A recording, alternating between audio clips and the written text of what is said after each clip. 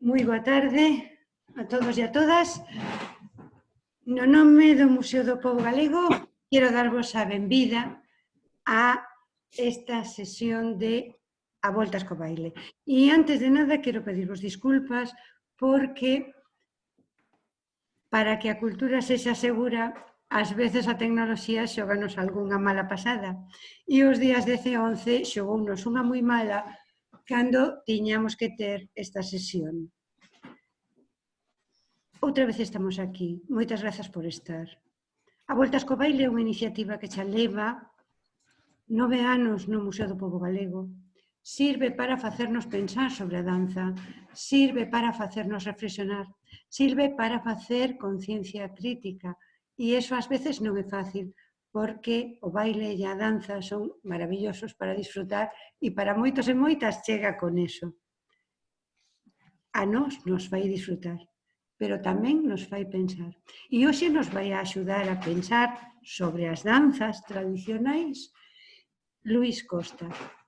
Carme Campo, a nosa organizadora, vai volo presentar agora mesmo. De novo, moitas grazas por vir e comenzamos.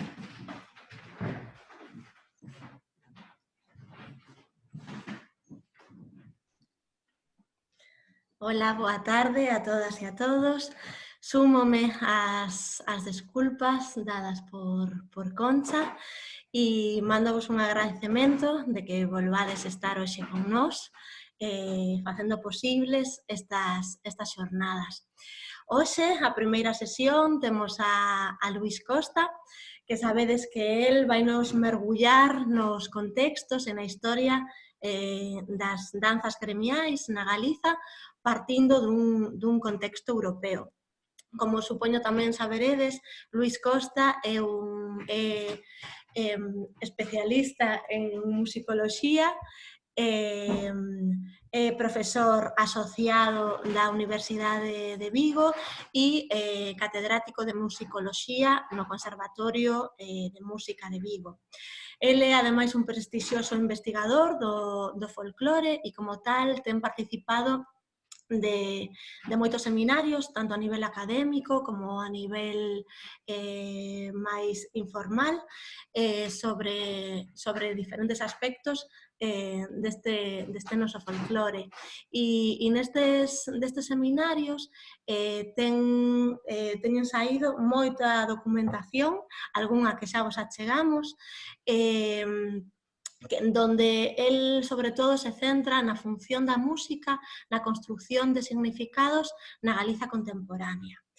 Non me quero estender moito máis, dou paso a Luís, ao que tamén lle queremos agradecer a súa paciencia, o seu saber estar, e que hoxe volva a estar aquí con nós ofrecéndonos todo o seu saber. Moitísimas gracias, Luís. Boas tardes, se me escoita ben? Perfecto. Bueno, eu quero me sumar aos parabéns por manter esta iniciativa a pesar das dificultades que o contexto a veces nos trae, neste caso foron dificultades técnicas que nos obrigaron esas falsas tomas da semana pasada, donde eu comezaba, a semana pasada, creo que foi a anterior, a semana pasada, onde eu comezaba a falar e ao pouco rato alguén me indicaba que había problemas e que estaba falando só en algún caso ou con dificultades para entenderme convosco. Despois das probas e de reprobar as cousas, confiemos en que hoxe todo vaya ben e que podamos compartir estes minutos ao redor dun tema tan apasionante como é o tema das danzas rituais, danzas gremiais ou danzas brancas, diferentes nomes que designan unha realidade común que é a que vamos a tratar de desmenuzar ao longo desta seguinte hora aproximadamente que vou a compartir con vos e logo ojalá podamos ter tamén un debate, un diálogo, unhas cuestións que podamos comentar, digamos, alrededor do que vos diga ou tamén do que vos estimedes oportuno plantexar, porque nestas ocasións unha parte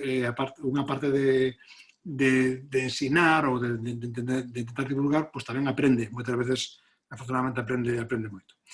Bueno, non quero deixar de felicitar ao Museo pola iniciativa de manter estas xornadas, de realizalas, de vir sostendoas, e agradecerlle, por suposto, neste caso, que tiveran a deferencia, a cortesía de contar comigo para participar estas jornadas, que para min é un verdadero placer, tanto académico como personal, por la parte que me corresponde en canto a un tema que me é particularmente querido, como é todo o tema das danzas rituais, e por outra parte porque o museo tamén é en boa medida a miña casa, como partícipe que funde moitas iniciativas nel e que sigo e que intento seguir a ser e que espero seguir a ser no tempos vindeiros. Bueno, antes decía Carme que eu ia a disertar sobre o contexto destas danzas.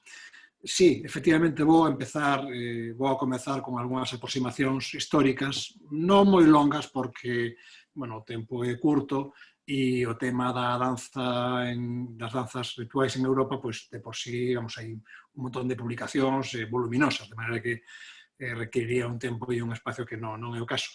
Pero sí facer algunhas consideracións, algúns elementos de orixe na antigüidade, para, con certa premura, pasar polos séculos medios e chegar ao que son hoxe en día as pervivencias ou as recreacións, tamén en estes casos, destas danzas na nosa contorna máis inmediata na Galicia territorial, de que tamén había uns tipos de danzas moi similares neses lindeiros da galeguidade, como o caso, por exemplo, do Bierzo, ou Cite de Asturias, ou tamén no norte de Portugal. Temos aí fenómenos aí que hoxe non vou tocar, pero si tamén facer alguna mención a mellorales puntualmente, pode suceder.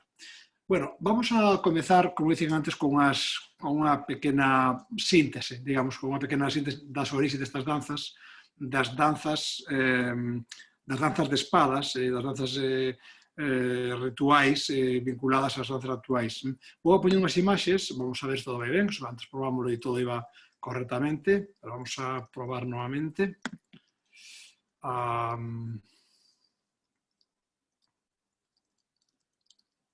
Vamos a comenzar. Esta é, sí.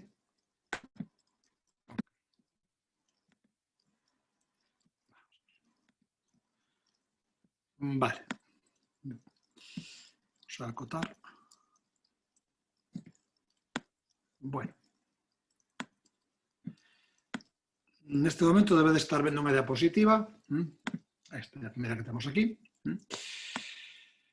Vamos a cambiar un poquinho o acotado. Así. Vale.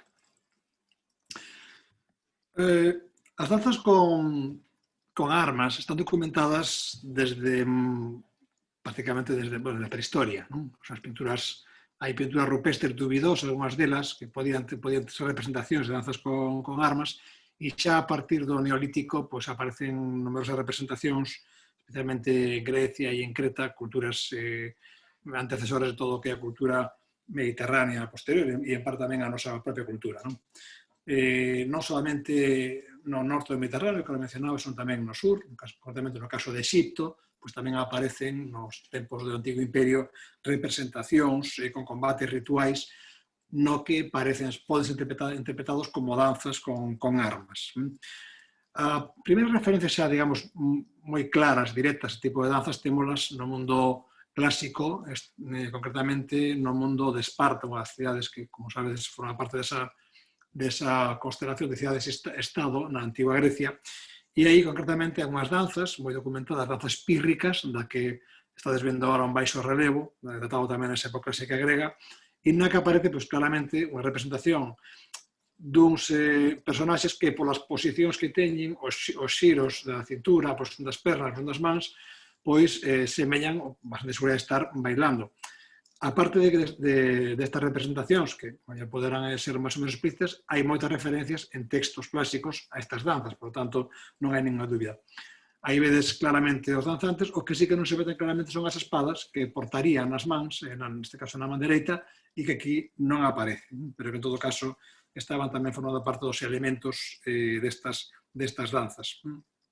A partir do século VI a.C., a documentación, como digo, é moi ampla nesas cidades-estado, que tamén no caso de Esparta, e, de feito, as danzas pírricas formaban parte de celebracións totalmente integradas na vida cultural do mundo grego ou de outras, como as panateneas en Atenas, onde tamén se celebraban danzas deste tipo.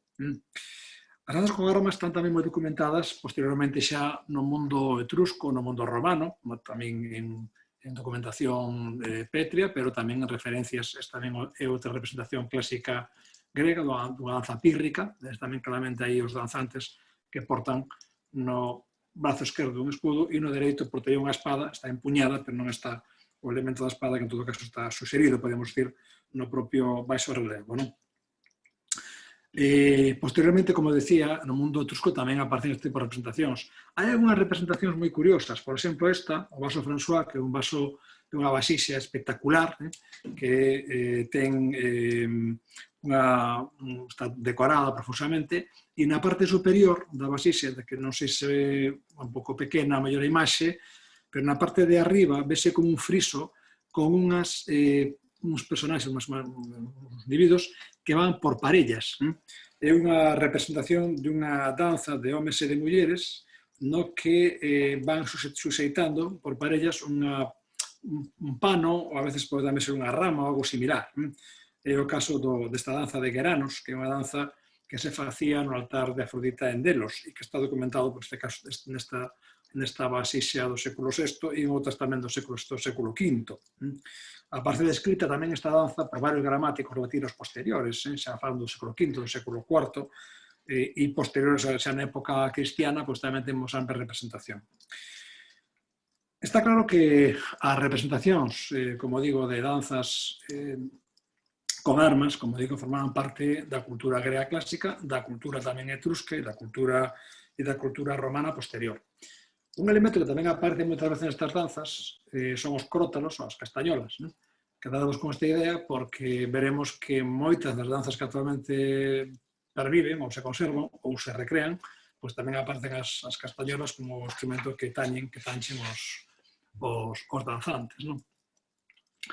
Despois da romanidade, do fin do Imperio Romano, e coa entrada nese período un tanto escuro culturalmente que é a Idade Media, un período que vai entre o século V e o século X, do que sabemos bastante pouco, empeza a agromar novamente unha cultura máis ou menos visible a partir, sobre todo, do século XII, xa co período do medievo, e xa con moita máis claridade a partir do mundo baixo medieval, a partir do século XIV. Non obstante, a pesar da escasez de referencias neste momento, porque aparte a danza como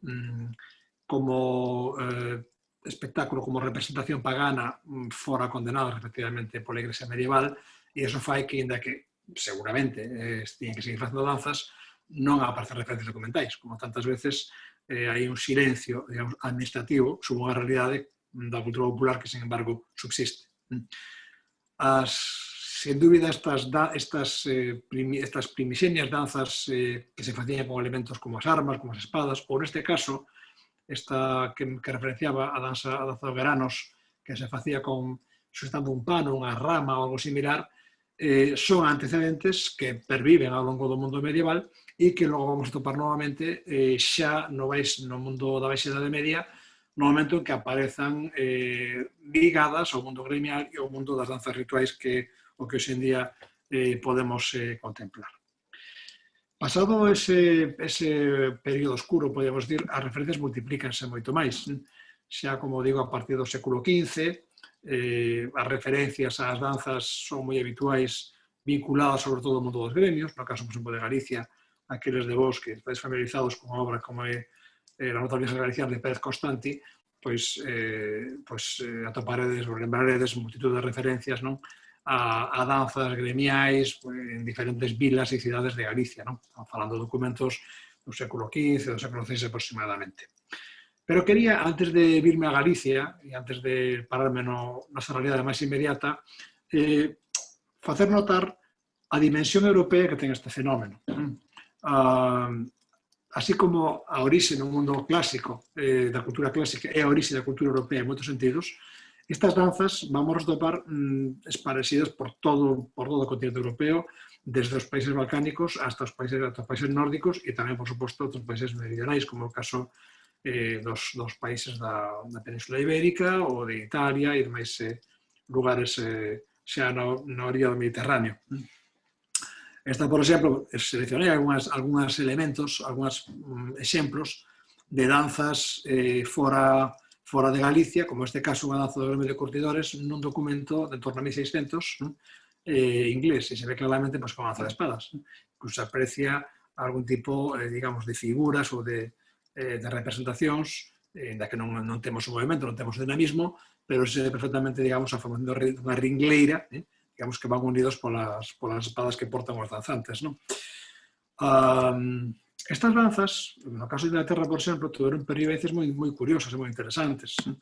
Este é o caso das Morris Dance en Inglaterra. As Morris Dance, o Morris Dances en plural, da que este é unha delas, engloban un conxunto bastante variado de danzas que teñen en común pois, o portar elementos como pauiños, como espadas, como bandeiras, como panos, e figuracións e tipos, digamos, de coreografías que son similares que atopamos nas danzas rituais noutros lugares de Europa. O nome de Morris Dance parece facer alusión a que estes personaxes irían primitivamente, estamos falando dos séculos XVII, XVIII, pintados, tiznados de negro, como é unha especie de corrupción da palabra mouro, que mouro sabes que ven de Mauro, que é oscuro, non? As Morris Dance, como digo, son unha supervivencia dese tipo de danzas que podrían ter algún elemento de farsa, tamén de representación de farsa, de danzas de moros cristianos, por exemplo, como todas as danzas do Levante español. Esta, por exemplo, é outra Morris Dance, tamén en Inglaterra, vedes que cambia bastante o enfeitamento dos danzantes. Aquí portan unha especie de banderolas, van vestidos de outra maneira, e este é un paso de cruzamento de filas moi habitual nas danzas gremias, danzas rituais tamén, que veremos na Península Ibérica e concretamente no caso de Galicia. Ou, por exemplo, por non salirme tamén de Europa, unha danza, neste caso, do gremio de toneleiros en Múnich. Me chamou a atención porque, isto é unha recreación actual, me chamou a atención porque vedes que portan, neste caso, uns arquiños que son moi similares, por exemplo, os que aparecen en danzas en Galicia, por exemplo, como as danzas de arcos de Camariñas ou de Cariño. Os arcos son distintos, pero tamén son elementos moi similares, ou os arquiños que portan tamén os danzantes que participan na danza de Nosa Señora da Luz en Castro Caldelas, en Ourense, inda que naquele caso é un caso curioso, pois no caso de Castro Caldelas son uns arquiños que non portan entre dous, sino que os portan cada seu arquiño na man e un arco moi pequeniño. Danzas de arcos en Galicia tan numerosas como as que citei antes, ou o caso de danzas de covas encambados que tamén portan arcos na súa danza, que logo teremos ocasión de ver. Esta é unha foto curiosa, me gustou, porque é unha foto histórica, mas non tanto, unha foto de 1942, na que aparece unha danza de trenzar o pau, que chamamos aquí, o Maypole, que é unha tradición tamén totalmente paneuropea. Os Maypoles son danzas que se facían o 1 de maio, como sabedes, como sabemos todas as persoas que estamos cercanas ao mundo do folclore e das tradicións, era unha data moi significativa con anterioridade ao cristianismo. Son rituais paganos de fertilidade nos que se rendía culto a un árbol que se arrancaba, e ese árbol se colocaba nunha praza e, entre outros modos, digamos, de homenaxealo, estaba a danza de trenzar o pau. As Maypoles, esta é unha foto moi bonita porque no caso de Inglaterra, no caso dos países Inglaterra, Gales, os países de Gran Bretaña, se mantivo esa tradición moi viva hasta a actualidade, incluso a través de períodos tan complicados como foi durante a Segunda Guerra Mundial. Esta foto é precisamente dese período, e se ve perfectamente unhas nenas que van trenzando o pau coas fitas de cores, como veremos tamén noutras moitas danzas. Unha das cuestións que me gustaría subliñar é o carácter sincrético que estas danzas teñen moi a miúdo. Me explico. Hoxe en día vemos nas danzas actualmente vivas, no caso de Galicia, elementos que teñen de procedencias moi dispares, inda que aparecen mesturados. Por exemplo, a presenza dos cocas ou dragóns, que aparecen en Redondela, por exemplo, Betanzos, e que fa referencia a elementos que seguramente participaban anteriormente de outras representacións e que se integran na danza unha vez que as danzas empezan a crearse en Galicia a partir do século XV, XVI, XVII, na Baixa Idade Media e hasta prácticamente, hasta o século XVIII, a partir de creación é máis extraña. Ou, por exemplo, este tipo de sincretismos, non? Unha tradición como os ritos dentoláticos vinculados aos rituais de 1 de maio e que se integran tamén dentro destas danzas, unha vez que estas danzas se forman e se conforman ao longo dos séculos da súa evolución posterior. Son moi frecuentes este tipo de sincretismos, non? O caso, por exemplo, das penlas na danza redondela, que tamén fai alusión, probablemente, segundo os estudiosos do asunto, Claudio González Pérez e outros, a rituais de fertilidade. As penlas, como logo veremos tamén brevemente, son meniñas que van colocadas encima de mulleres e representarían tamén ese rebrote da natureza, o sea, do vello sale o novo. Esa representación se mistura, se incluye na danza de espada de redondela como un elemento coreográfico, incluso actualmente coreográfico no sentido literal, o sea, que forma parte das figuras, de algunas das figuracións coreográficas que esta danza ten. Igualmente sucede con outros personaxes, como pode ser os cénturos, os gamachiños, os demos, os diaños, veremos tamén o caso, por exemplo, de Betanzos, que tamén son representacións que probablemente son anteriores e que tamén se integran nas danzas. De alguma maneira, estas danzas funcionaron como unha especie como de receptáculos, nos que se incluíron outros elementos que tiñan perdido o seu significado anterior e que de alguma maneira sobreviven reciclándose de alguma maneira culturalmente no contexto destas danzas rituais. Como digo, estamos ante un fenómeno cultural, primeiro, de fondo arraigame na cultura europea, arrancando da antigüidade do Mediterráneo, que percorre todo o que é o mundo medieval dunha maneira un pouco oscura, pero que, sen dúbida, se mantivo de alguma maneira en punto precaria e que logo, a partir do desenvolvemento das culturas urbanas, a partir do Renacemento, pois fragua ou se concreta no caso das danzas gremiais asociadas normalmente a cofradías de piedade religiosa. Hai algo tamén que me gustaría apuntar. Comecei esta charla falando de danzas gremiais, rituais, danzas brancas, danzas mariñeiras. Ben, todos os nomes confluyen nos mesmos elementos entre que teñen particularidades. Compre aclarar que danzas rituais, isto creo que o dixen outro día cando comezaba a charla fallida, non? Danzas rituais son todas, todas as danzas, sean estas ou sean a danza de posta de largo no casino, teñen un elemento ritual, teñen un significado máis alado puramente coreográfico estético, teñen un significado simbólico que pode ser de entorno rural, de entorno urbano, de tradición histórica máis longa ou de tradición recién inventada. Pero en todo caso, ese ritualismo está aí. Por eso ese nome é un tanto equívoco, máis que danza ritual, podíamos denominalas por elementos formais ou históricos. Cando falamos de danzas gremiais, claro, estamos referíndonos directamente a danzas que están vinculadas á representación dos gremios no mundo, no sistema do antigo réxime. E iso se move entre o século XIV e XV hasta o século XIX, no caso da Península Ibérica, no caso de España, en que os gremios se abolen na primeira metade do século XIX. Estes gremios, esas danzas, además de ser danzas que representaban o oficio, o gremio, ademais, tamén nos estaban asociadas a unha vocación religiosa, porque os gremios, como tamén seguramente sabedes moitos de vos, normalmente se constituía baixo a vocación de algún santo ou dunha virxe ou de algún tipo de vocación religiosa. No caso de Galicia, o caso de San Roque, por exemplo, moi frecuente, San Sebastián e outros moitos eran santos vinculados a gremios concretos e con unha grande implantación. De maneira que, cando os gremios desaparecen, no século XIX, como digo, na primeira metade, na década dos 30, formalmente, na que logo perviven un tanto culturalmente un pouco máis, o que permanece é a cofradía que estaba asociada a ese gremio. E por eso esas danzas siguen existindo, inda que os gremios, como tales, xa desapareceron. Outra posibilidade é denominar estas danzas por elementos formais, é dicir, por aspectos visuais que teñen as danzas en sí mesmas. Así, por exemplo, soese falar de danzas brancas para referirse a danzas nas que os danzantes van vestidos de branco.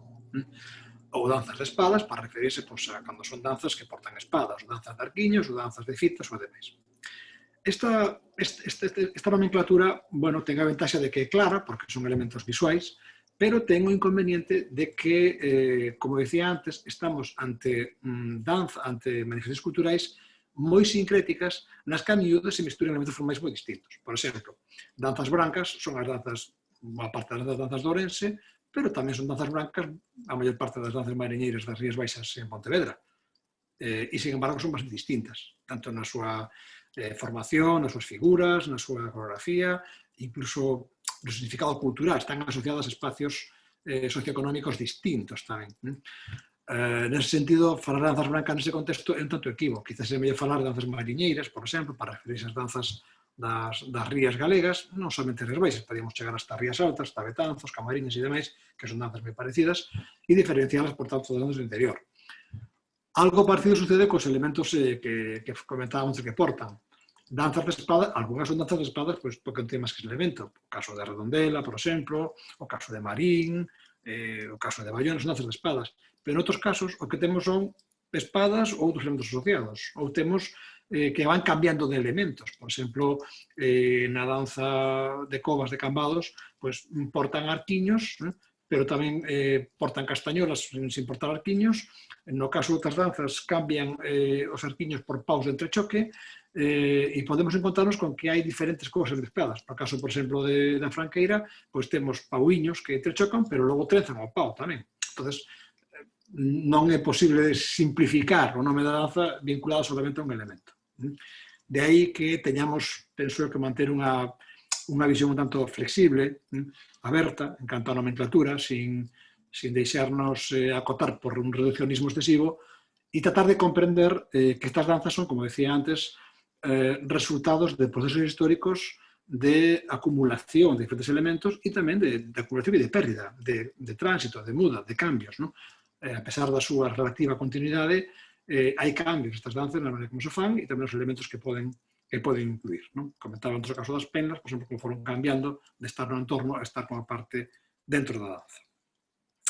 Bueno, eu quería, levo xa casi media hora falando, espero que fose sintético a par que non demasiado condensado, pero sí o que quería, sobre todo tamén, estas cosas que ahora que apuntei, elementos sincréticos, elementos coreográficos, procesos de tránsito nas danzas, recreacións de danzas, velos aplicados sobre exemplos concretos.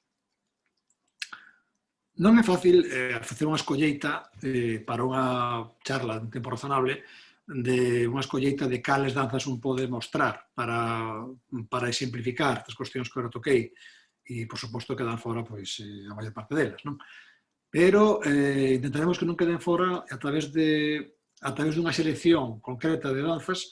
Tratarei de ir facendo tamén chamamentos cruzados a outras danzas que teñen elementos similares para tratar de comprender o fenómeno na súa maior completitude posible, tendo en conta, lóxicamente, as limitacións de tempo e que temos para facerlo. Imos, entonces, agora a poñer algúns vídeos, ou máis ben fragmentos de vídeos, de danzas. Neste caso, concretamente, voume centrar, como digo antes, para tratar de poder ser un pouco máis explícito e poder penetrar un pouco máis fondamente nun territorio que é moi grande, voume centrar nas danzas mariñeiras, as danzas rituais mariñeiras das rías de Galicia, as Rías Baixas e tamén parte das Rías Altas. Ao meu ver, conforma un corpus bastante específico, un corpus bastante concreto, bastante definido por elementos incluso formais, como son as espadas, por exemplo, que están en moitas delas participando, e tamén a vestimenta. Son danzas brancas, no sentido que os danzantes van vestidos de branco, a veces con elementos de cores, unha banda, unha faixa, unha boina ou algo similar, pero mantendo, digamos, este patrón de branco.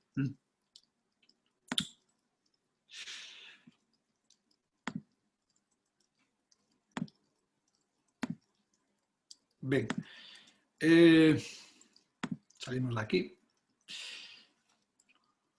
Imos entonces a ver algúns vídeos. Antes probamos que foran ben, espero que sí tamén agora.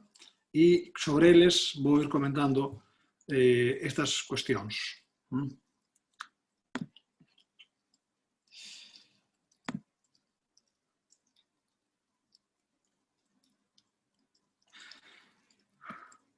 Imos a comenzar por un vídeo da danza de espadas, que agora non se fai con espadas, de Carril. na parroquia do Concello de Vilagarcía de Arousa.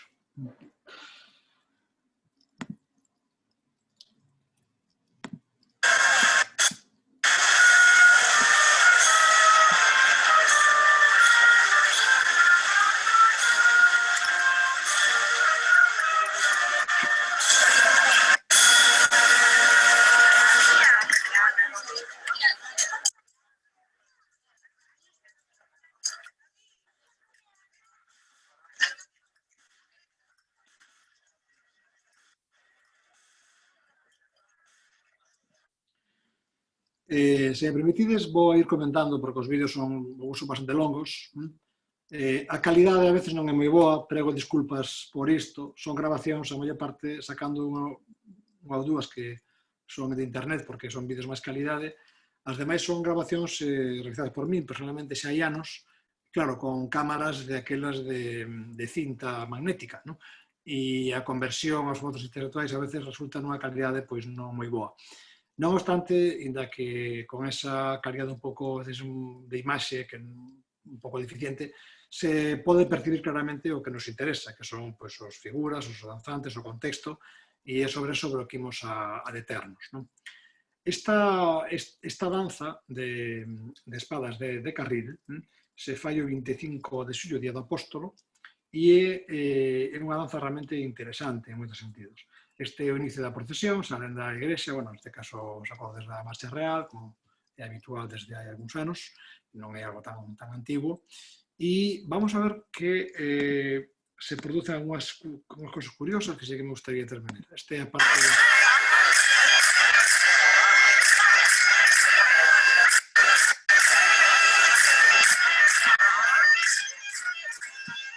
Vou a deixar o vídeo de fondo e vou comentando directamente sobre ele. Esta danza é unha danza que se fai con un número de danzantes que é variable, pode chegar a 30 e tantos danzantes. Son 3 ringleiras de danzantes. Bueno, danzantes, neste caso, homes e mulleres, non solamente homes. É unha das poucas danzas, diría, que teñen superado os clichés sexistas nese sentido e desde hai xa bastantes anos integran tamén a mulleres dentro da danza. Vedes na parte de diante os 3 guías que portan sables, daí o resquicio da danza de espadas que ten hoxe día. Hoxe en día, en lugar de espadas, leva un cordón que vedes que collen coa man os danzantes e que permite facer as evolucións sin perderse, sin romper a formación. A danza ten o nome tamén de farsa danza, porque, inda que hoxe en día non se conserva nada de farsa, é unha danza tal cual, eu estou seguro, inda que non hai documentos, non atopei documentos especios, estou seguro de que esta danza tivo relación con elementos dramáticos en algún momento. Era moi habitual que nas festas do apóstolo se representasen autos sacramentais, escenas da vida religiosa, estacións do apóstolo e demais, ou, por exemplo, os casos das loitas de moros cristianos, por exemplo, que todo hoxe en día se conserva na Casa da Franqueira, que é un caso de farsa que todavía se representa. A memoria colectiva do lugar non conserva referencias a isto claras, honestamente. Sin embargo, o guía da danza, que aquí está adiante, José Manuel Bonga, me decía que os vellos, se recordaban, pero que os vellos do lugar, que, bueno, chamábanse farsantes porque había algo como de loita dentro da danza entre as diferentes ringleiras cando se cruzaban e demais. Pode ser unha lixeirísima alusión a un elemento dramático que actualmente está perdido. O que sí é certo que na propia vila de Carril chamase de farsa e chamase de farsantes, non en sentido literal, hoxe en día, chamase de farsantes aos danzantes. Ben, aí vedes o inicio da danza e vou a pasar a un momento curioso, que é este. Vedes que neste momento os sables están no chan e o guía baila sobre eles. E neste momento o sacerdote, o párroco, que preside a ceremonia, tamén dan uns pasiños de baile aí ao redor das espadas postas no chan. Isto é unha cosa moi curiosa, que a meu ver ten que ver con unha representación da antigua querela das investiduras, non? Que é o que está por diante, o poder temporal ou o poder espiritual. A espada representa o poder temporal, representa a justiza, e o sacerdote representa o poder espiritual. Neste momento, no contexto do festivo do apóstolo, o poder temporal sométese ao poder espiritual simbólicamente a través do baile que o cura fai sobre as espadas. Tamén sobre as espadas antigamente parece que pasaban os gaiteiros e os cabezudos. Esta parte xa se me escapa un pouco máis a verdade o sentido simbólico que pudera ter, se é que ten algo máis alado por espectacularidade. Aí vedes xa evolucionando os danzantes facendo un túnel por debaixo unha fila da outra. Vou pasar un pouco máis adiante para ver outro elemento curioso, que é este. Por aí podemos ver que os danzantes pasan por debaixo das andas do santo, por debaixo das andas do apóstolo. Isto tamén é algo moi habitual en moitos rituais en Galicia. O pasar por debaixo das andas ou por debaixo das pedras ten un carácter profilático sanatorio. E tamén, neste caso, un carácter de sometemento, digamos, veres máis da cultura civil, do mundo civil, ao poder, a cultura religiosa. A danza de carril é unha danza longa, porque acompaña toda a procesión, dura a procesión, máis dunha hora, e además fai varias paradas en diferentes lugares para facer figuras. Son moitas delas, non me vou a ter, a verdade é que eu teño tentación de parar moitas delas, porque son moitas moi interesantes, pero é imposible. Si algunhas curiosas, por exemplo, aquí está o guía, e agora pues, va a facer un curso en cambio de filas.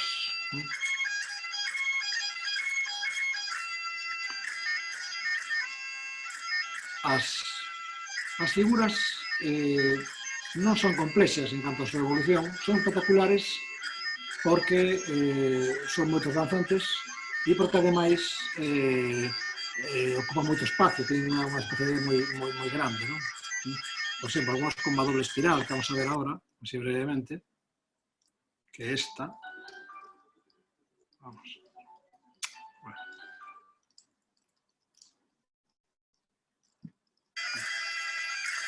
Aí vedes como está o guía no centro e van a formar unha espiral e logo outra espiral por fora, ao redor dele. Estas figuras son complicadas de facer porque o espacio é pequeno. A xente agólpase e me decía o guía que a veces, claro, non poden facer estas figuras porque non teñen sitio, físicamente, para realizalas, non? Vedes que aquí vedes esta panorámica que, bueno, cada danza esténdese, digamos, en bastante espacio. Entonces, nas danzas que eu coñezo, esta quizás é a que máis espacio necesita, porque son figuras moi grandes, as gráficas son máis recollidas tamén. Aí vedes como forman a espiral.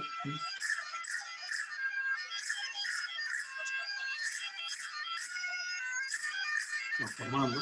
Os guías que levamos a ver, por certo, antes decía que esta danza, bueno, é unha das danzas que teñen mulleres, pero aquí podese ver ben o do teito de cristal, porque ainda que hai muller na danza, que eu saiba, non sei agora, esta grabación se ten uns anos, pero os guías sempre eran homes. Probablemente agora sean mulleres tamén, non o sei. Pero todavía permanecía un certo límite, digamos, esa presencia das mulleres nos papéis realmente rectores, son os guías da danza.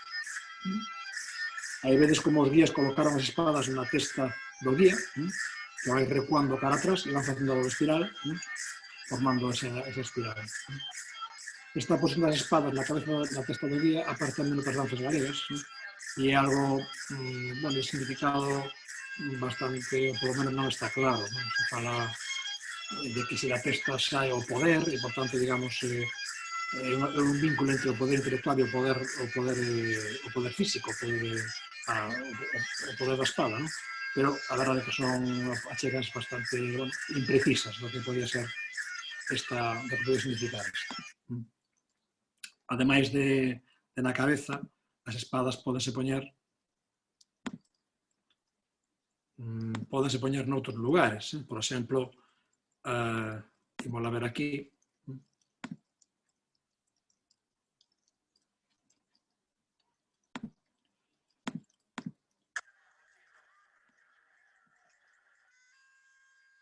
vemos, por exemplo, como as espadas se van a poñer sobre o peito do guía.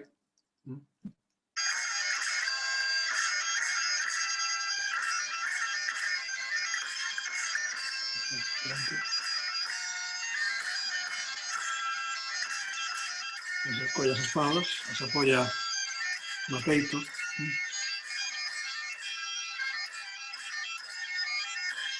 Ou sobre a cabeza, como vimos tamén antes, por dos lugares. Algúnas figuras, por exemplo, a estela de 3 puntas, que vamos a ver un momentinho, son realmente, como digo, espectaculares para ver in situ, inda que a distancia no vídeo non sempre se ven con tanta espectacularidade. Aí vedes como van as dúas filas por diante e unha fila por atrás. Aí vedes toda a extensión, toda a dimensión que cobra a danza. As espadas están apoiadas, como vedes, na testa do guía e de aí emanan as puntas das estrelas que se expanden por varios, non sei, 20, 30, 40 metros ocupa esta fila. Outra danza que me gustaría tamén compartir con vos, algúns momentos, algúns fragmentos, é a danza de espadas de Marín. Vamos a localizar o vídeo, un momentinho.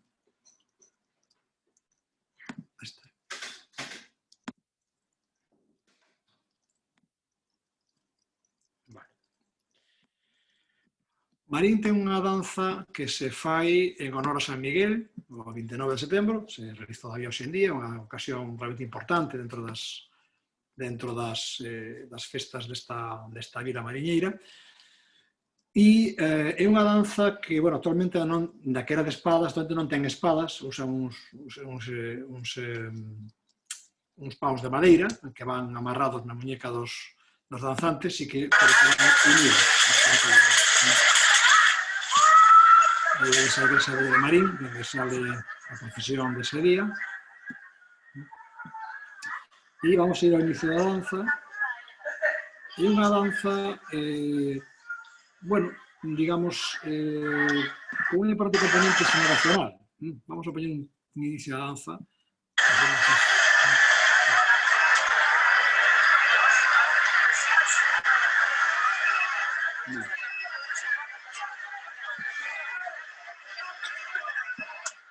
Aí vedes o que funciona como guía da danza, pero que non participa na danza, sino que é unha especie como de conductor, de unha pandeireta para darse isto. E aí vedes, como decía, eses paus vermello que sustituyen as espadas, son máis seguros e máis cómodos para facer a danza.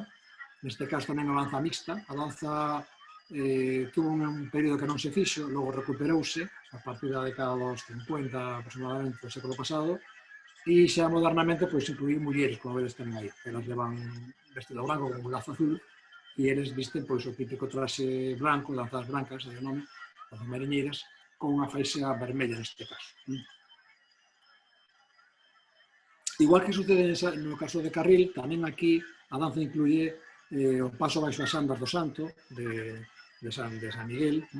Vamos a ver se podemos ver aquí, un pouco máis adiante.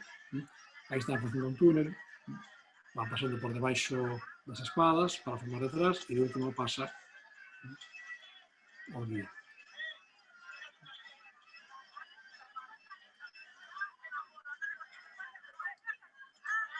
Vou poñer un pouco da música para que escoitedes o sonido tamén.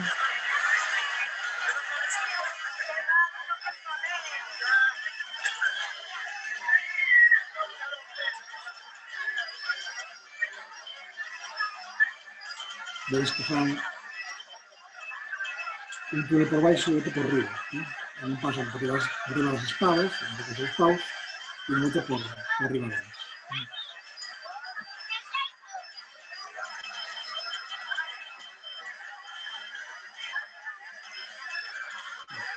E agora, vou fazer pouco volumen, a danza aquí.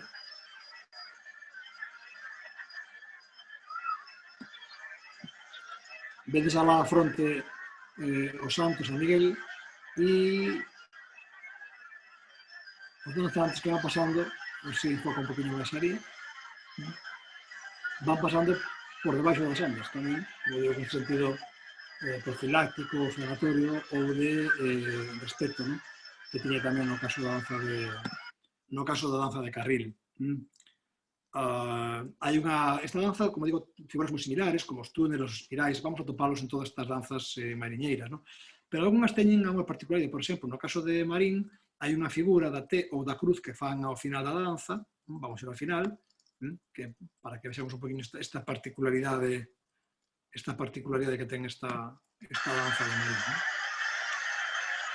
Fan un túnel, o guía coa pandeireta avisa, e se colocan formando unha T que fai referencia a Tau, que é a forma da cruz, sabes? Fronte a figura de San Miguel, que vai na procesión.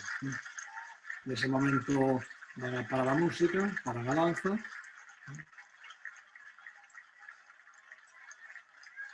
a xente aplaude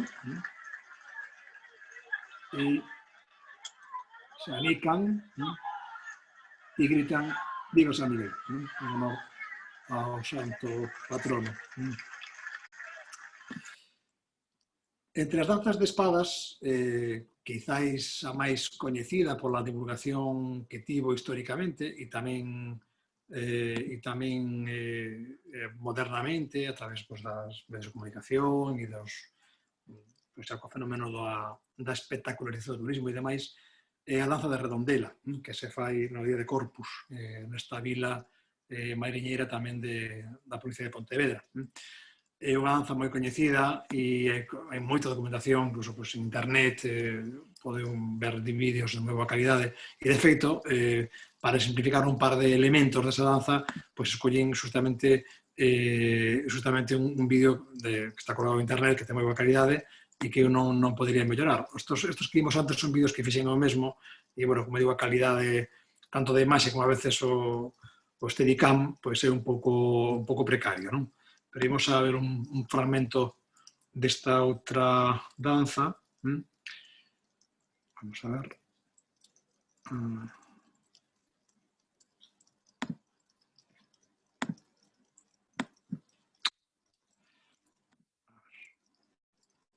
Estas.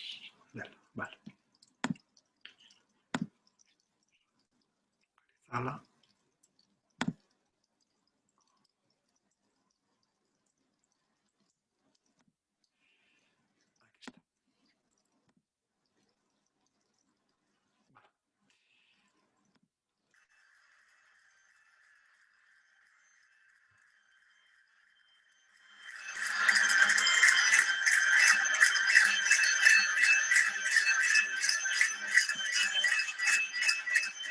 Bueno, aquí vedes esta danza que incluye esos elementos como as telas, aí ves unha muller que vai bailando con a meniña encima.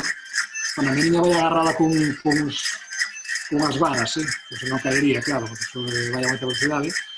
A danza moi espectacular, neste caso son 4 rimbeiras, como no caso de San Miguel de Marín tamén, e ritmo moi vivo. Quizás as danzas que hai sea un pouco de tempo máis animado.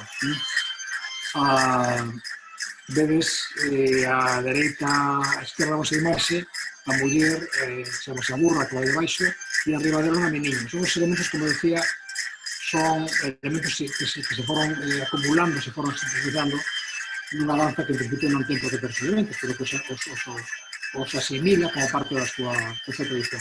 Aquí se ven as dúas pendas, unha na parte da baixa da pantalla e outra na parte de arriba.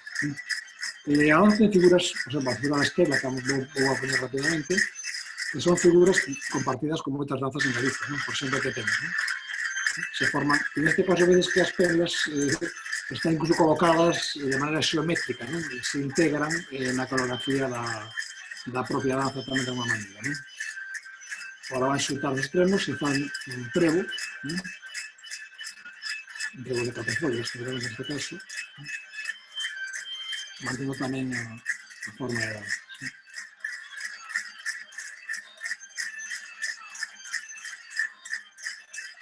Outro exemplo tamén de danza dese tipo mariñeiro é o grupo de danzas de Betanzos.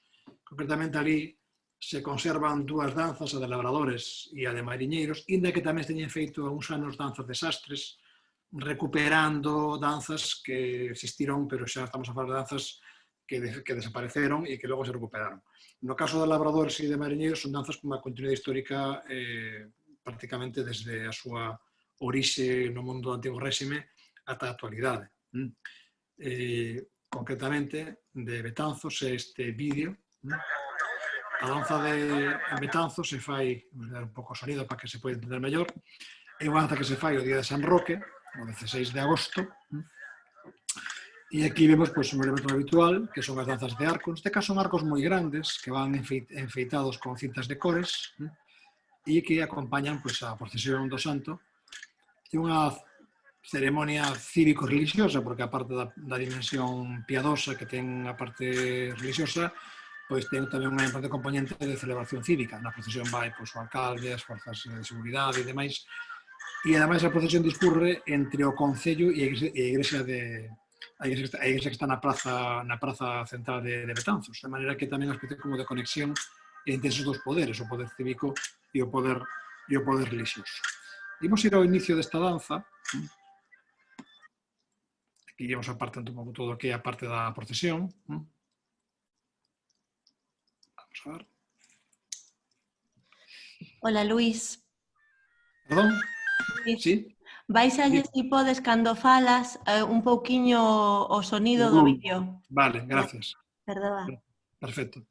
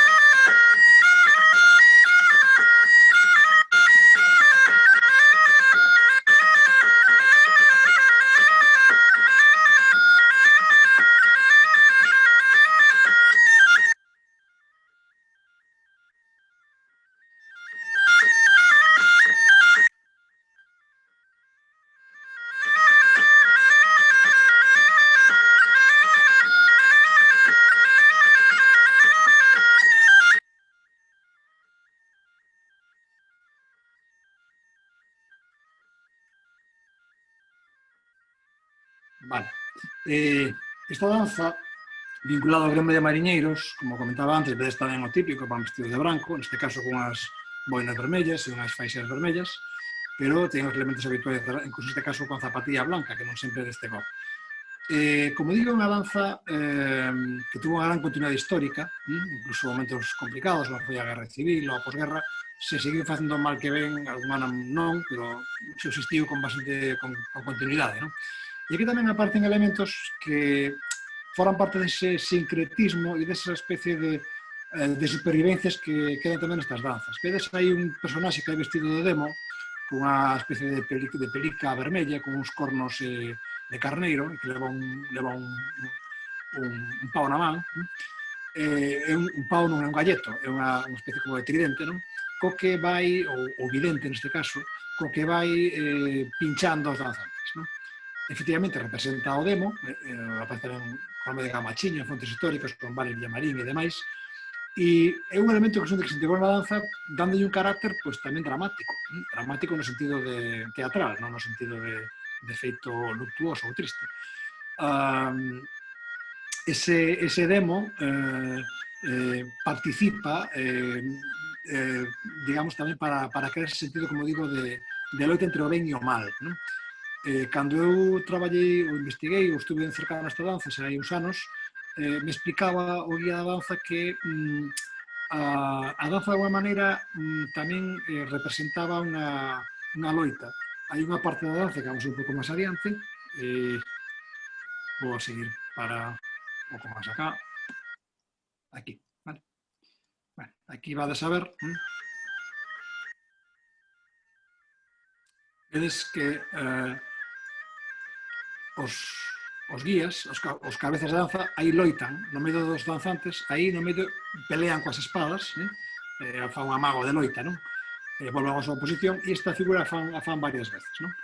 Entón decía que isto é como a danza representa como unhas dúas tripulacións de dous barcos que se pelexan porque ese día non colleron nada no mar, e entonces enrabetanse un contra outro. E o demo, como sempre anda encirrando e molestando e creando mal rollo, como se di coloquialmente, pois anima esa disputa, non?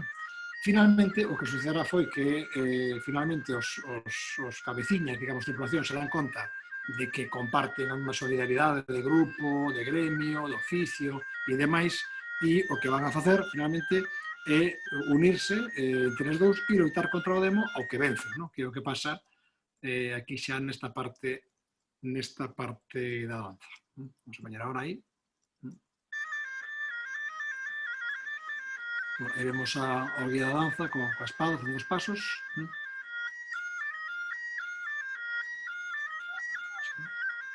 E aí vedes que o demo lle pincha, que vai a molestar, e aí se produce a loita entre o ben e o mal, o ben que son os mariñeiros e o mal que o demo, e que lóxicamente rematará coa derrota do mal e a victoria do ben, que digamos, a mensaxe moral, digamos, que a farsa nos transmite, que temos xa o demo no chan. Ben, estes elementos probablemente, no caso comentaba da danza de carril, que non conservan, pero é moi posible que estuvesen este tipo de elementos tamén ali, e que o nome de farsa pois teña que ver, lógicamente, con estas representacións dramáticas tamén, non? Bueno, como dixen antes, serían moitas danzas as que poderíamos traer, as que poderíamos poñer, necesariamente me teño que cinguir a un número reducido, un número pequeno delas, non?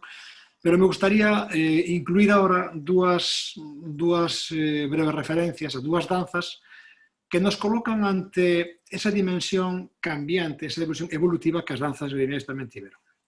Unha das cuestións que xa hai tempo que está sendo normalizada é entender que o mundo da tradición é tamén un mundo que cambia e que as súas velocidades de cambio e as súas maneiras de cambio son distintas das velocidades e das maneiras do mundo urbano. Pero mal que ben tamén están sometidas a procesos de tránsito. Iso pode ser, por exemplo, no caso da danza dos danzantes de covas en Cambados, que é o vídeo que vou a poñer agora e comentar algúns elementos que hai nel. Este.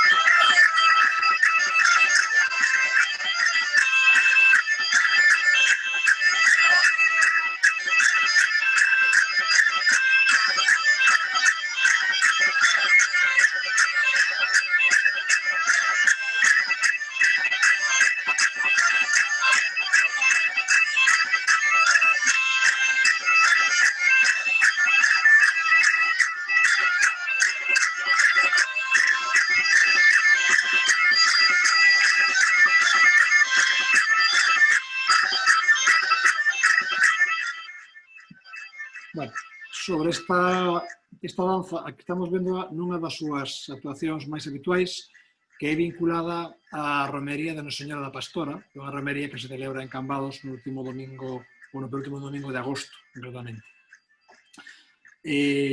Esta danza é curiosa, porque ten elementos bastante peculiares. Vedes que o guía, neste caso, porta unha vara que vai enfeitizada con un carabel, con unha flor, na parte superior. Os danzantes van de branco, como digo habitual nestas danzas mariñeiras, pero levan esas pajuelas, enfeitadas tamén con fitas, tamén son frecuentes noutras danzas, por exemplo, na comarca da toda a zona do Morrazo, son bastante frecuentes, vinculadas a outras danzas distintas, E levan ademais tamén un mantón de manila cruzado e unha faixa vermella. Teñen figuras bastante particulares, os danzantes van evolucionando, guiados polo guía. Este guía, eles mesmos chamanlle o corifeo. Me chamou a atención porque corifeo é unha palabra de orixe grego que literalmente significaba o que guía o coro. De unha maneira, por unha, non sei se carambola curiosa, volvemos a aquela antigüedade greco-latina a que facía mención ao principio desta charla. A danza me interesou porque, aparte de que ten figuras bastante particulares, é unha danza que non está vinculada a un territorio concreto. A diferencia da danza de Marín, ou a danza de Carril, ou a danza de danzas que vimos, esta danza chamada danzantes de covas se fai en diferentes lugares con carácter moi tradicional, por exemplo, en Cambados, na Festa da Pastora, ou na romería de San Benito de Cambados, o 11 de xullo. Pero tamén se fai noutros lugares, como é o caso da romería da Nosa Señora da Lanzada, ou noutros sitios. E ademais é unha danza que a partir dos anos 70, 80, cando se recuperou, despois de terse perdido durante bastante tempo, ten unha dimensión, digamos, moi espectacularizada, é dicir, a danza acude onde o contraten, pois ti podes facer un evento, congreso médico, por exemplo, ou algo parecido, ou un casamento, e podes contar a danza para que baile ali. Digamos que estamos ante unha reformulación fora dun contexto ritual tradicional, como dixen ao principio, e cara a contextos máis mercantilizados, non no sentido negativo, sino no sentido literal, digamos, do mundo do espectáculo contemporáneo. Non obstante, a danza, como digo, sigue tendo moita vinculación con algunhas festas, como o caso da Pastora ou como o caso de San Benito de Cambados, e de feito aí se pode observar na súa, quizás, forma máis clásica e máis tradicional. Neste caso portan arquiños, non imos a poñer moito máis porque temos un poquinho xa co tempo un pouco xusto, pero esos arcos tamén se usan para trenzar arcos e demais. E outro caso, co que casi vou rematando esta especie de viaxe polas danzas mariñeiras nas rías galegas, é o caso da danza da Nosa Señora das Areas en Fisterra. Vamos a poñer esta danza.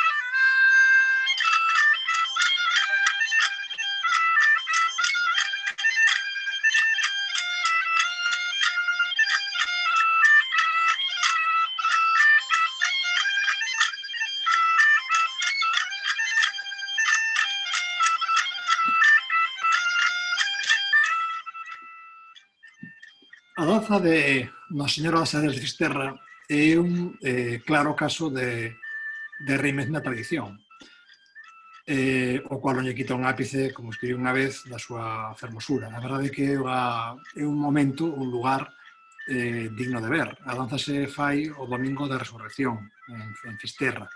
Aí estamos xusto, antes de onde está a capela do Santo Cristo, que está aí atrás, que vedes aí no vídeo, a xente que desde que sentada está mirando ao mar, de maneira que este onde están agora as autoridades, que se ven aí de pé diante da danza, o que tes diante é toda a enseada de Fisterra, que é realmente espectacular.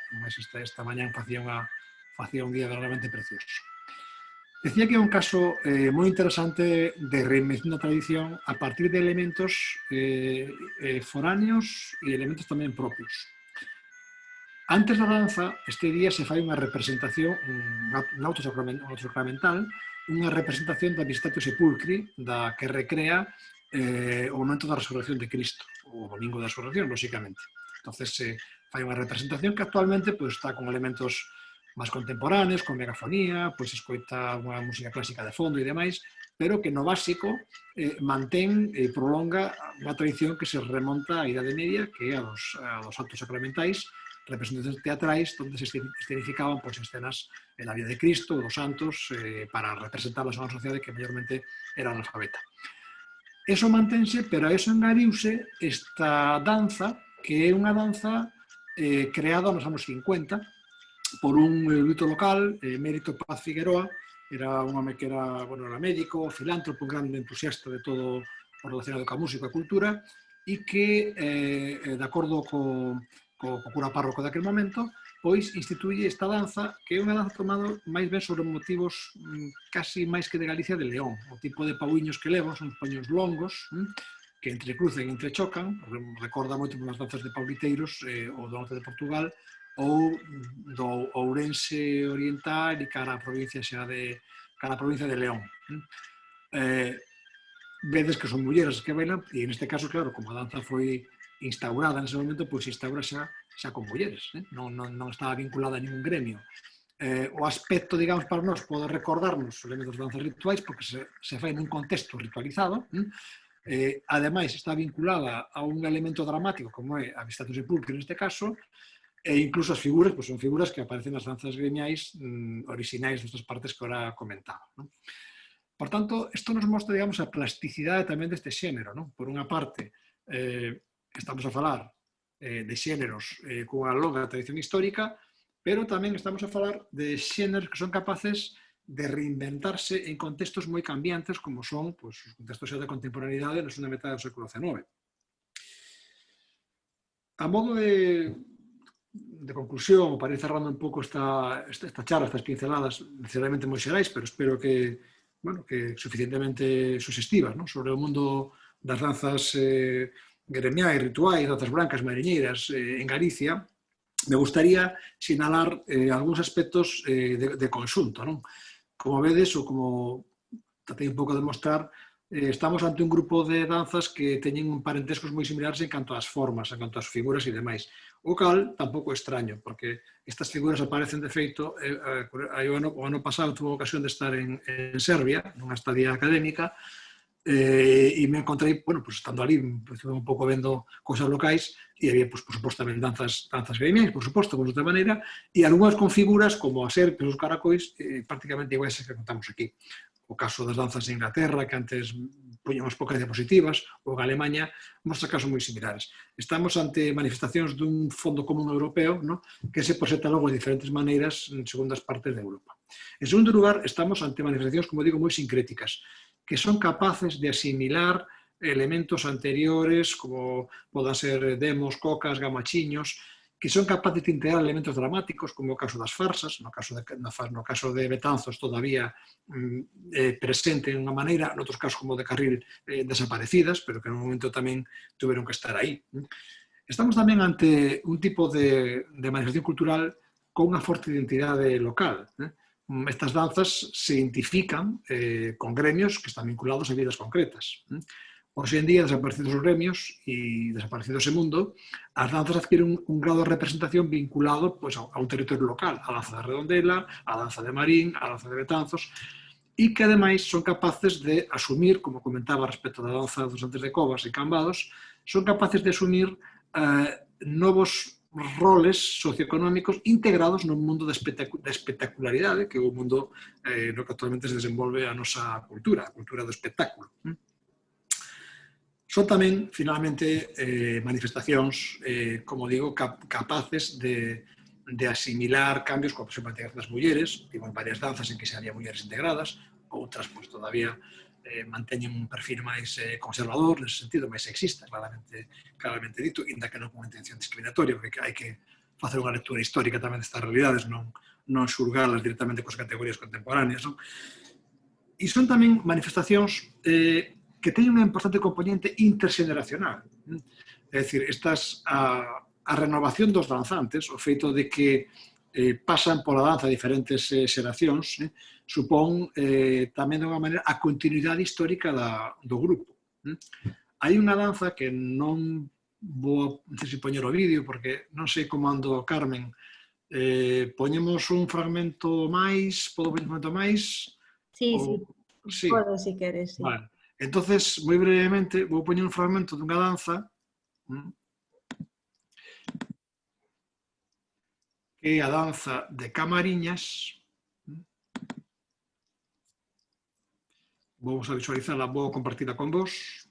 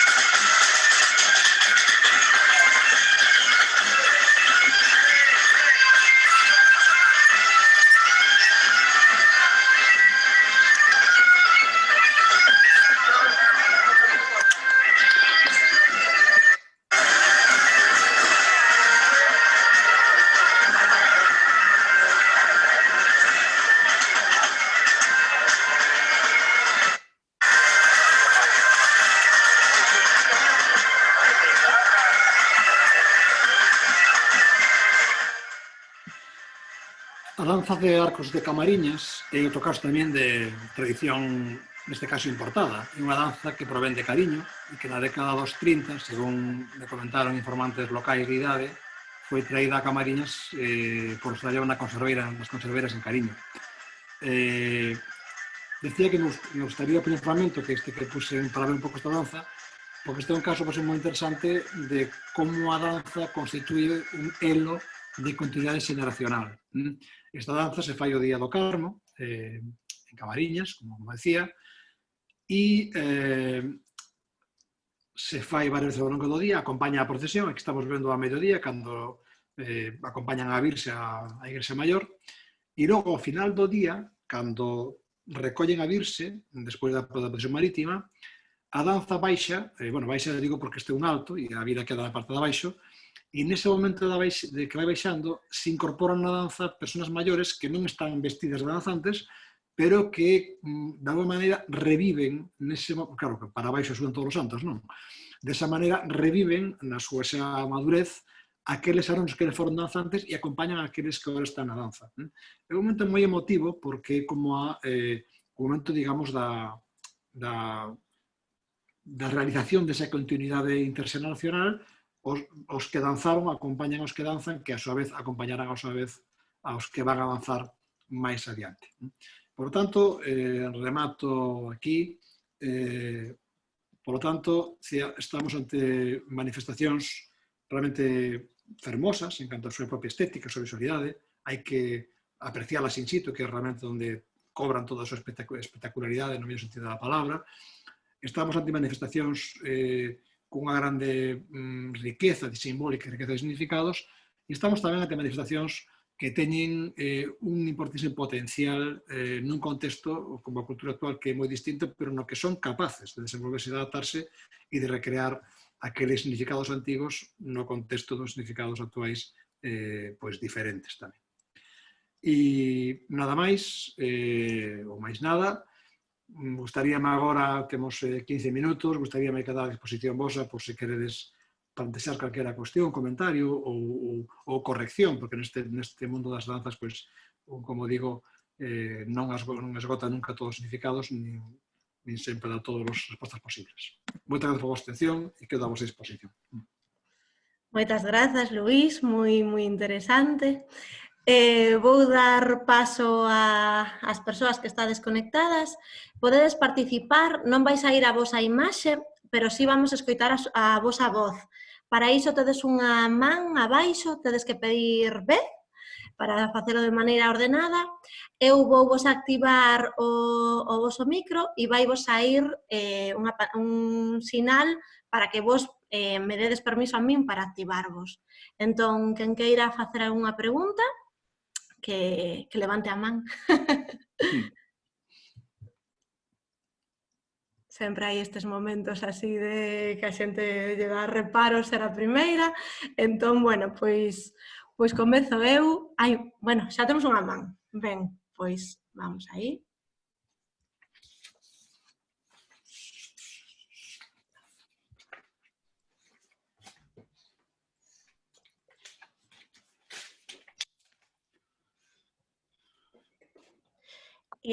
A persoa que se registrou como X pode falar. Xe, perdón. Nada, só quería, como incorporeime tarde, entón quería ver se é posible que comentase outra vez algo sobre a clasificación ou que tentase facer unha clasificación para poder situar as danzas que dixo ou algunha máis. A ver se é posible facer unha especie de, ou volver a repetir eso da clasificación deste tipo de danzas, ou tentar que entren dentro de con criterios diferentes clasificados. Vale. Escoitase moi baixiño, pero creo que escoitei o que me preguntabas, que era en relación á clasificación das danzas. Como todo fenómeno cultural, é complexo clasificar as danzas dunha maneira como se fose unha clasificación de Linneo das especies naturais, porque depende do parámetro que usas. Comentaba un pouco ao principio desta charla, que se usa un parámetro histórico, pois habería danzas históricas e danzas reinventadas. O caso, por exemplo, de Fisterra é unha danza actual, ainda que está recreando parámetros formais de danzas históricas, danzas gremiais. Se sigues un criterio de tipo digamos, formal pola vestimenta ou polos elementos que usan, pois podes falar danzas de espadas, danzas de paus, danzas de fitas, porque é o que utilizan. Se usas un criterio, comentaba o tema da vestimenta, por exemplo, danzas brancas, tamén este chamado, porque todas que vimos aquí, pois eran danzas nas que iban vestidos de branco. Non existe, non hai un criterio unánime para clasificar isto, porque ademais estas danzas, moitas veces, como existín a miúdo, son moi sincréticas, é dicir, nunha mesma danza tes paudiños e logo nunha segunda parte trenzan o pau. Ou na danza, por exemplo, que vimos de Betanzos, o mariñeiro leva unha espada, pero demais levan arcos. Polo tanto, non é posible realmente facer unha clasificación pechada. O que podes facer é establecer tipoloxías, por exemplo, falei de danzas mariñeiras, cando me ocupei destas danzas, porque compartían uns elementos. Son vidas mariñeiras, van vestidos de branco, que iso sí que é característica máis con un pantalón e a blusa, a diferencia de en Ourense, que van de branco, pero moitas veces levan faldas. O sea, que non ten nada que ver. Con a danza de Novos Infantes van de branco, pero non levan pantalón. E non ten nada que ver formalmente con estas danzas. E que, ademais, compartan algunhas figuras. Por exemplo, o caso dos túneles, das serpes, dos espirais, que son figuras que aparecen na danza de Marín, na danza de Redondela, na danza de Betanzos, etc. Eu diría que máis que facer unha clasificación previa e logo meter as danzas aí, tens que abordar as danzas e ver de que maneira se correlacionan en certos grupos. E mantendo sempre un criterio flexible. É dicir, vas a topar un elemento, pois esta danza é de espadas, pero logo resulta que trenzaron un pau. Pois xa non me entran naquela categoría. Entonces, a miña visión é partir, non forzar o elemento cultural para meter nunha casiña, senón partir do elemento cultural e correlacionar con outros elementos culturais que se comparten elementos. E a partir de aí tratar de entender o conxunto. Esa é a miña proposta hermenéutica. Como interpretar estas danzas. Non forzalas, senón deixar que sexan elas as que creen, digamos, os grupos, tendo en conta que os grupos son cambiantes e son mudables, porque históricamente as danzas tamén cambiaron. Non sei se xe quedou satisfeito ca resposta, se quere preguntar algo máis. E sucede que, claro, nós cando estudiamos queremos ter caixiñas concretas. Temos tendencia, como os entomólogos, colocar os insectos e este de la especie Philerus tal, non sei que. Pero na cultura este proceder non é adecuado. É mellor proceder ao revés. Dos elementos culturais, tratar de comprender categorías máis complexas e sempre tendo en conta que non hai casiñas estancas. O sea, que decir que unha danza pode estar neste grupo, pero ter elementos daquele grupo dali. Porque os colleron no momento histórico. Porque, como digo, evolucionan tamén, non? E foron cambiando. E máis nun contexto no que se perderon aquel carácter fortemente ritualizado que tiñan. Está en contextos moito máis, digamos, globalizados, podíamos decir. Por exemplo, no caso da danza de Fisterra, se un ves a danza hoxe en día, pois realmente unha danza, bueno, a música é moi fermosa, realmente, o gaiteiro Ramón Domínguez fai unha interpretación realmente preciosa da música, non? E un estaría tentado de decir, esta danza é da máis prístina tradición, porque a súa beleza nos seduce, pero realmente a danza é a que é. Entón, temos que interpretarla nese contexto. Algunha pregunta máis?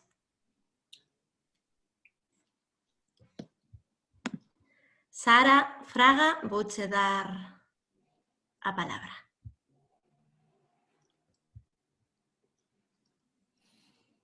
Hola, boas. Bueno, noraboa pola conferencia.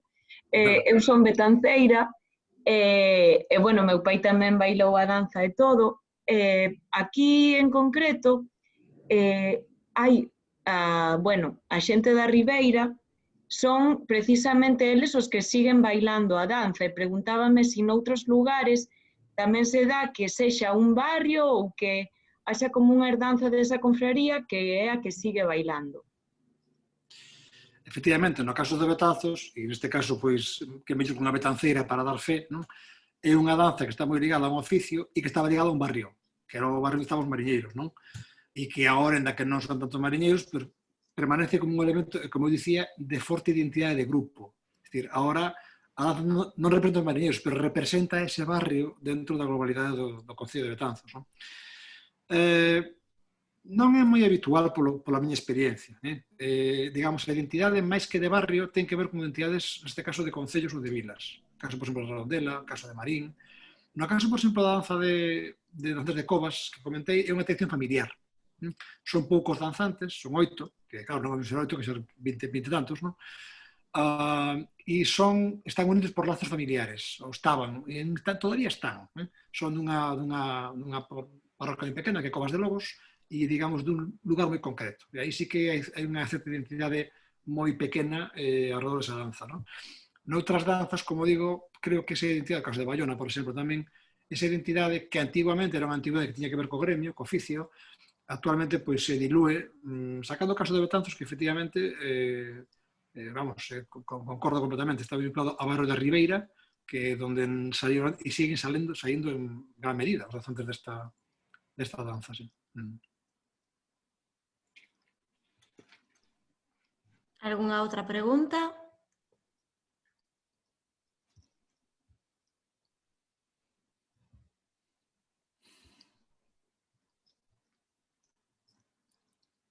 Parece que ninguén se anima a preguntar nada máis. As preguntas virán non agora, pero sí mañán ou pasado. Porque eso de pasar aquello, pois ahora que estou onde botes e tal, me gustaría preguntarle aquelo, ou precisarle aquelo, ou corrixirle aquela cousa que se podía decir con máis precisión, probablemente, non? Pero bueno, quedamos dispostos para outra mesa redonda, que se faga outro día. Presencial, si pode ser, a ver cando se pode. Quedamos embarazados para esa presencialidade.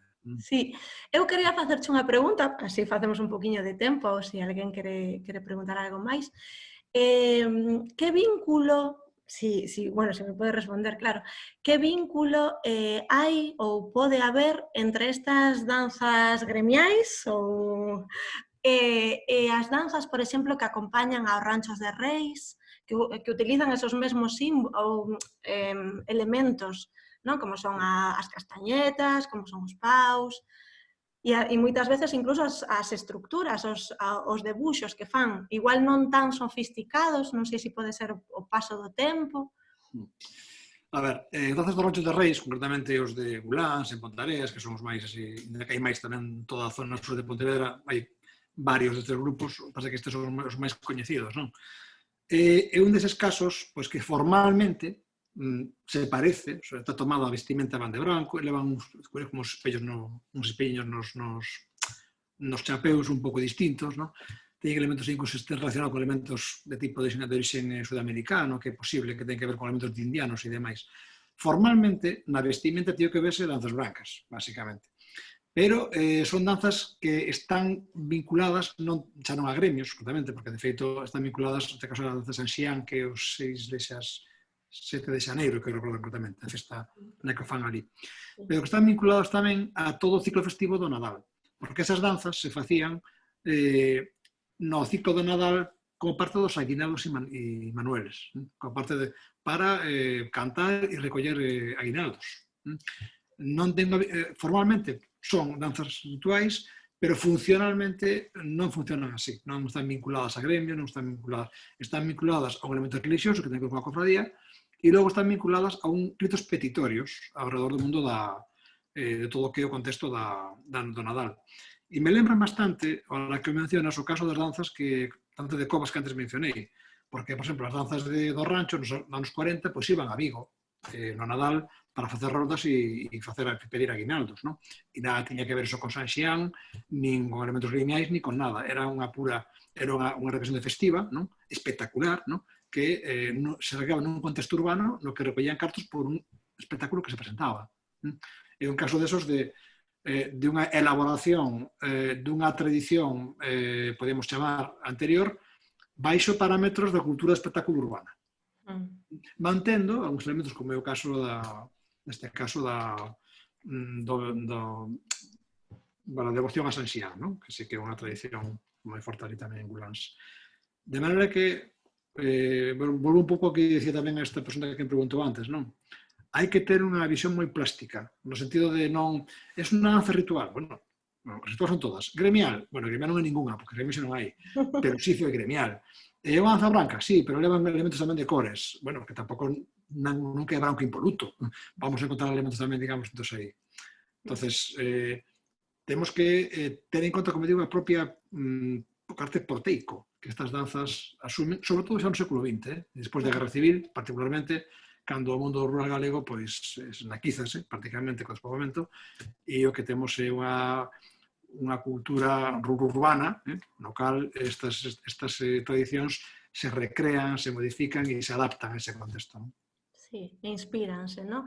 Ese carácter plástico tamén se pode ver nas danzas que se fan ás veces no Entroido. Tamén collen como elementos similares, como esas vestimentas brancas, pero logo, igual Miguel que está conectado, por exemplo, as danzas de Entroido que se fan en España, teñen algunhas cousas similares, pero logo a hora de bailar, de danzar, bailan, fan puntos, fan coreografía máis asociada ao baile solto, non? Muñeiras e xotas. É o caso, por exemplo, perdona que pero estou pensando no caso das danzas de Cobres. O carnaval de Cobres, o ves visualmente nunha foto e parece unha danza ritual, unha danza branca, pero logo non hai danza. Hai un vals e unha jota, que ademais a jota que baila a música é recente, a composición dun compositor relativamente recente, e ten máis que ver con eso, co baile de parellas ou co baile e non con figuras ou elaboracións coreográficas que son estas danzas que veñen do mundo baixo medieval, claro. Sí, claro, pero é o que dicíamos antes, estamos ante unha especie como de superposición de elementos, ¿no? Que dan conta da riqueza e da plasticidade destes fenómenos. ¿No? Moi ben.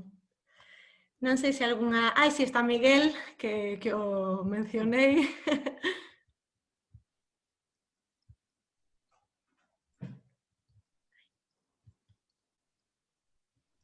Non me escoito. Ahora. Por alusións. Sí. Nada, só comentar o que dicías aí das danzas de Entroido. Polo que eu puiden saber, nas danzas de Entroido, a vestimenta blanca non ven do mesmo, entendo. O sea, o que facían era por sátira, o que utilizaban era a vestimenta do exército militar. Era un pouco facendo a sátira e a burla aos poderes militares e utilizaban esa vestimenta por iso. Non creo que sexa a mesma orixe que nas danzas brancas. me encanta iso. Gracias, Miguel. Bueno, moi propio do Entroido, a sátira, o mundo popular sempre tuvo unha dimensión corrosiva e satírica respecto dos poderes. No caso da Señoría da Ulla ou outras manifestacións tamén, non? Perfectamente interpretable nese sentido, totalmente. Claro. Non sei se lle quitei a voz a Miguel e non sei se quere... Quitaches así, pero xa remataron, non te preocupes.